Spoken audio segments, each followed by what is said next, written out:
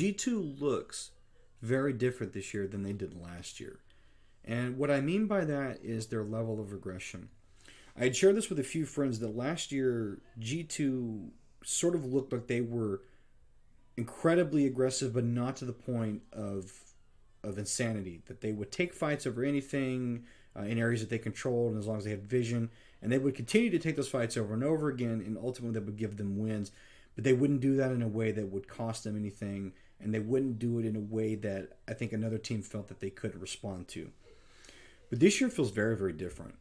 Watching the game against Origin felt like I was watching a beatdown.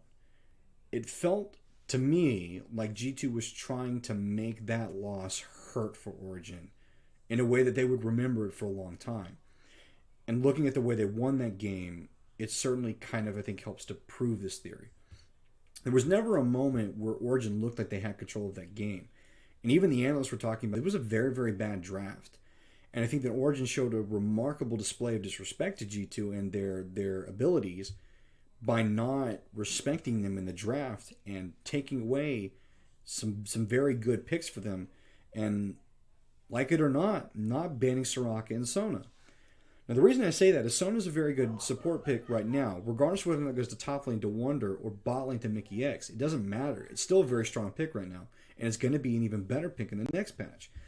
The same thing for Soraka. If you watch Wonder smash somebody with a pocket pick and you have a chance to ban it, then you need to do so. Letting the Soraka go through is fine as long as you have an answer to it. But you can't go around and pick the thing that Soraka counters. Now, not all players will know that Soraka counters Rumble. That's understandable. It's a thing that comes with experience in playing that. But you're a professional player. You have analysts and coaches there that are able to tell you, hey, that's not a good pick. Rumble's not the call against the top lane Soraka.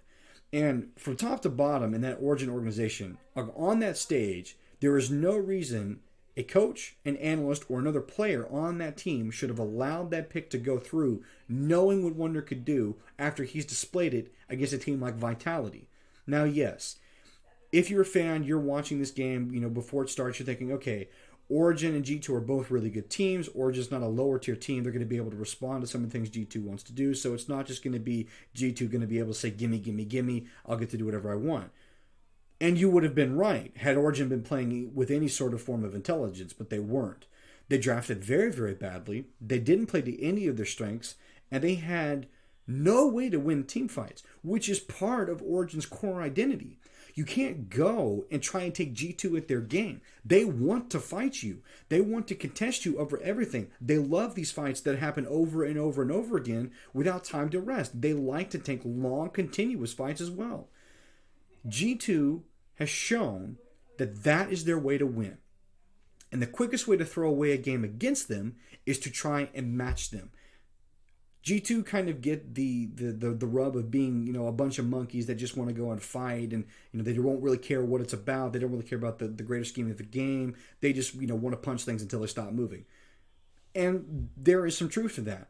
But you also have to remember that these guys are very, very good players collectively, and individually they have a level of knowledge that most of the teams, including teams with new rookies, don't have. So with that being said, when you try and consider the way that Perkz and Caps have switched lanes, Perkz coming back from the ADC position to go back to mid lane with a higher level of knowledge that he had when he left, he's going to be able to influence the game in ways that the rookies on the other team are not.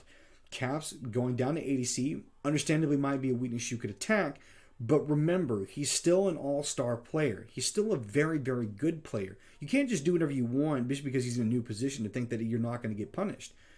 They tried to win through bot lane against G2, and that failed. Why? Because Wonder was winning top lane, because Jankos had jungle pressure, and because Perkz was able to roam whenever he wanted to. There was no contest.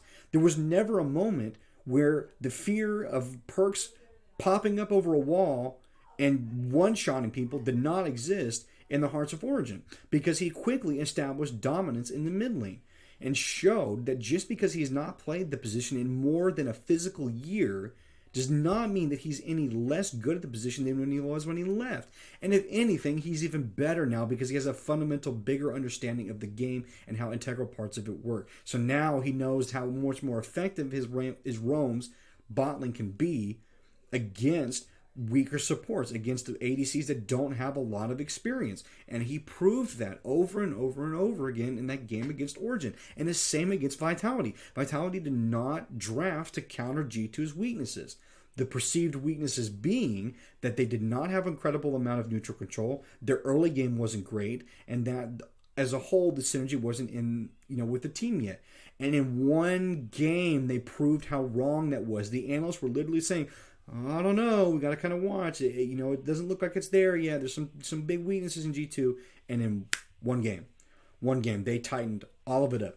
They had control of every objective, every Scuttlecraft, every Drake, every Rift Herald, every Baron, every quarter of the map. They had control of the enemy's camps in the jungle. They had control of every lane. They didn't have a single losing lane. And Origin, and this is the thing I cannot stress enough, and for anybody watching this video that needs to understand the severity of choosing a champion that gets countered by another champion, and you know that, the effect it has on the rest of the lanes. Because Rumble was not able to punish Wonder in the top lane, the Soraka in the top lane, he was then therefore not able to apply the pressure he would have gotten into any of the other lanes to affect perks or caps. And that is one of the biggest things that cost Origin that game, because they had no control whatsoever in the game. And if you're another team that is not paying attention to the LEC right now, is not paying attention to G2 and seeing what they're doing, they need to start doing it. Because when it comes time for international competition, and MSI is right around the corner, we like to think, oh, that's some weeks off. No, it's right around the corner. And Worlds ain't that far behind it. It's only February, but hey, time runs out quick. If you're not paying attention to what they're doing, if you're not following their strategies, if you're not seeing what it is that they've got prepared, better start doing it now, because you're going to pay in the long run.